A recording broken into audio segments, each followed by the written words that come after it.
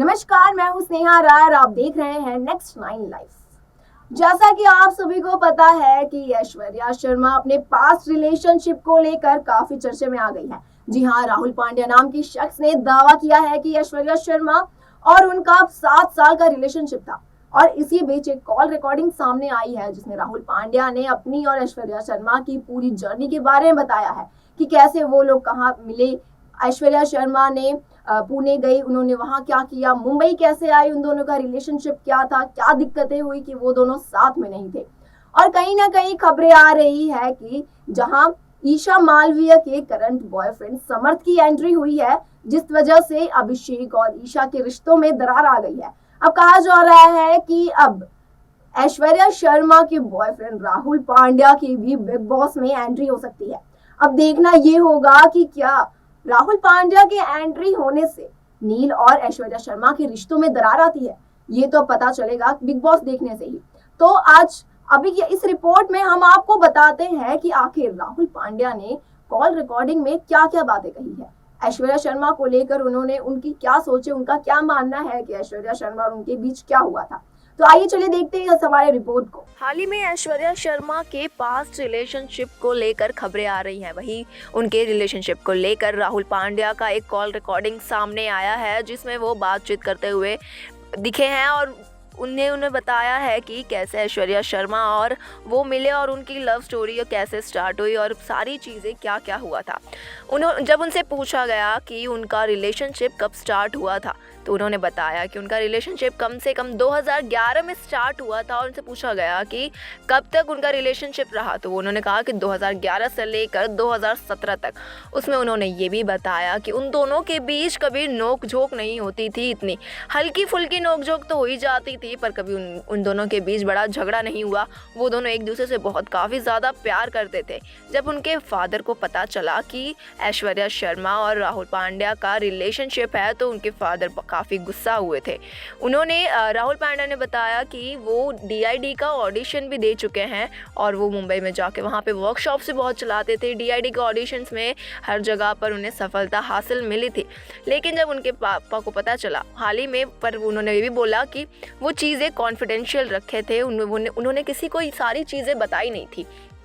उन्होंने ये बताया कि उनके दोस्तों को पता थी वो चीज़ ऐश्वर्या शर्मा और राहुल पांड्या के रिलेशनशिप को लेकर, लेकिन सबको नहीं पता था। उन लोगों ने अपने रिलेशनशिप को कॉन्फिडेंशियल रखा था, लेकिन उनके पापा को पता चल गया था।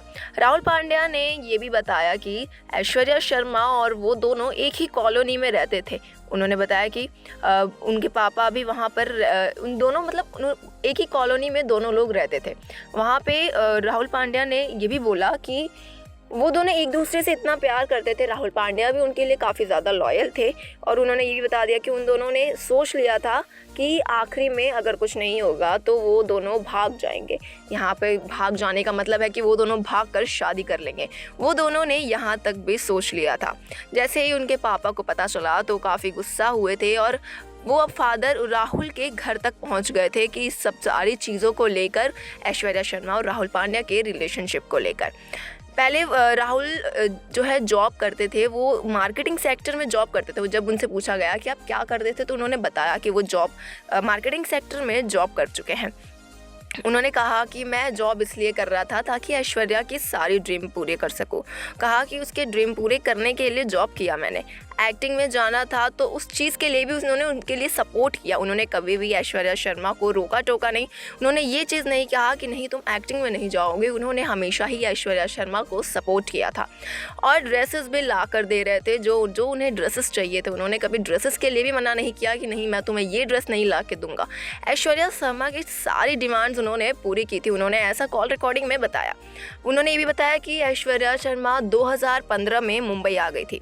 उन्होंने ये बताया कॉल रिकॉर्डिंग में कि उससे पहले ऐश्वर्या शर्मा मुंबई में आने से पहले वो पुणे चली गई थी। उनके पापा कहीं ना कहीं से मौका ढूंढ रहे थे कि वो दोनों डिस्टेंस रहे, वो दोनों एक साथ ना रहे। तो उसके पापा ने ऐश्वर्या शर्मा के पापा ने ऐश्वर्या को मुंबई भेज दिया था उनकी बहन दीप्ति शर्मा के पास, जिसका नाम दीप्ति शर्मा है, जो ऐश्वर्या शर्मा की बहन है। उनके पास फादर ने भेज दिया। एक रीज़न राहुल पांड्या की वजह से भी।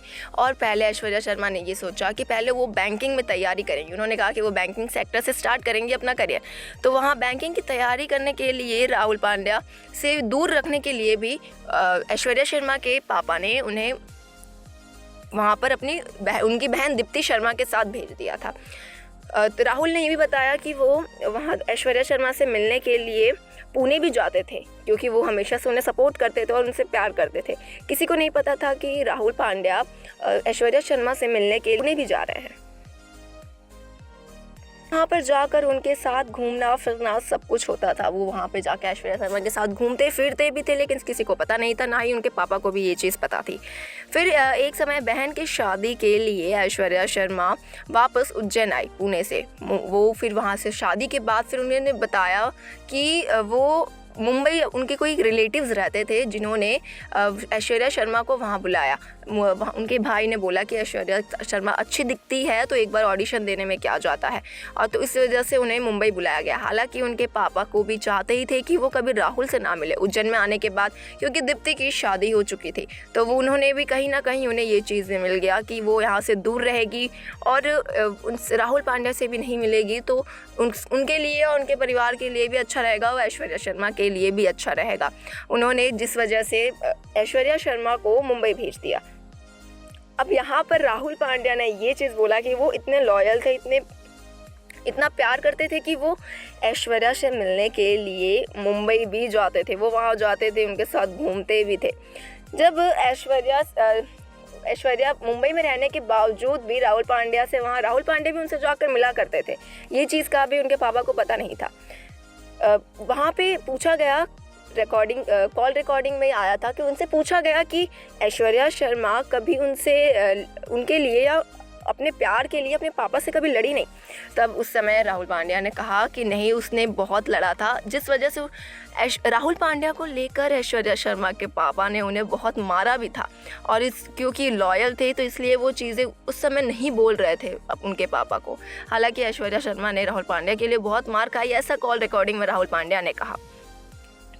अब फिर उसके बाद जब राहुल पांड्या को पता चला कि ऐश्वर्या शर्मा की सगाई हो गई है, तब उन्होंने बताया कि मैं उस समय मुंबई में था। तो वो चीज़ उनके लिए काफ़ी शॉकिंग था, क्योंकि उस समय राहुल पांड्या के एक फ्रेंड ने उन्हें कॉल किया। उन्होंने बताया कि तुझे ऐश्वर्या को लेकर कोई चीज़ पता चली है? तो उसने कहा नहीं, मुझे नहीं पता। तो कहती इंस्टा चेक करो। जब उसने देखा कि ऐश्वर्या शर्मा ने अपने को एक्टर के साथ ही सगाई कर ली है, तब वो पूरे तरीके से टूट चुके थे। उन्हें काफ़ी शॉकिंग लगा था कि ये चीज़ क्या हो रहा है।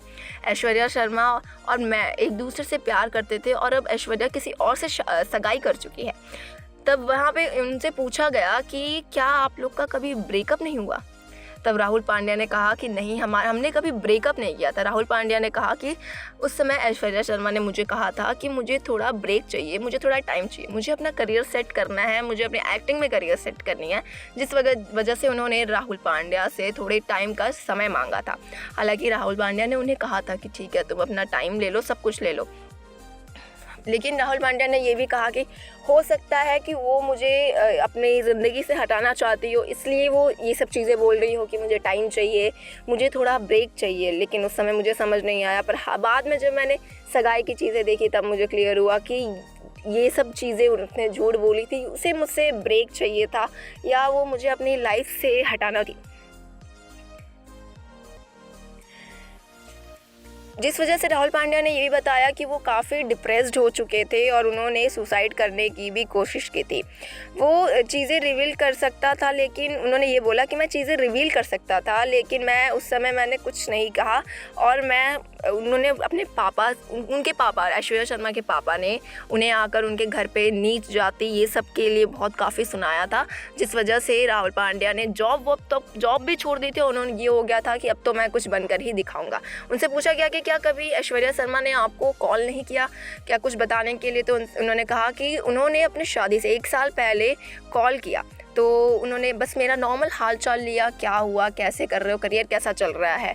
तब उन्होंने बताया कि मैंने ऐश्वर्या को कहा था कि तुम मेरा वेट करना, तो मैं आऊँगा तुम्हारे पास। उसके बाद वो खिलखिला कर हंस कर बोलता है कि ये मेरी कहानी भी कुछ सलमान भाई और ऐश्वर्या की तरह हो गई है। उन्होंने कहा कि ऐश्वर्या नाम का एक ग्रहण है जो सबकी ज़िंदगी में अगर आ जाए तो वो एक ग्रहण का ही काम करती है, जैसे कि सलमान भाई के ज़िंदगी में भी आई तो ग्रहण का ही काम किया उसने। कि तब उनसे पूछा गया कि जैसा ऐश्वर्या शर्मा अपने आप को बिग बॉस में दिखा रही है, क्या असलियत में वो वैसी हैं? तो राहुल पांड्या ने कहा कि अभी तो मैंने आपको उसकी सच्चाई बताई कि असल में ऐश्वर्या कैसी है। ऐश्वर्या जैसा दिखा रही है वो वैसी बिल्कुल भी नहीं है, तभी तो मैंने आपको उसकी असलियत बताई है। तो उन्होंने ये भी कहा कि ऐश्वर्या के बिग बॉस में आने से मैंने बिग बॉस देखना बंद कर दिया। उन्होंने ये कहा कि इससे पहले मैं सारे बिग बॉस के सीज़न देख चुका हूँ, अब मैं ये बिग बॉस का सीज़न नहीं देख रहा क्योंकि उसमें ऐश्वर्या है। अब देखना ये होगा कि कहा जा रहा है कि कहीं ना कहीं बिग बॉस में जैसे सबकी एंट्री हो रही है सबके एक्स की, तो हो सकता है कि यहाँ पर ऐश्वर्या शर्मा की बॉयफ्रेंड की भी एंट्री हो सकती है। अब देखना ये होगा कि क्या ऐश्वर्या शर्मा के बॉयफ्रेंड के आने से ऐश्वर्या और नील के बीच में दरार आती है। ये तो आपको बिग बॉस के एपिसोड देखने के बाद ही पता चलेगा। फिलहाल के लिए इतना ही। देखते रहे नेक्स्ट 9 लाइव। Good bye.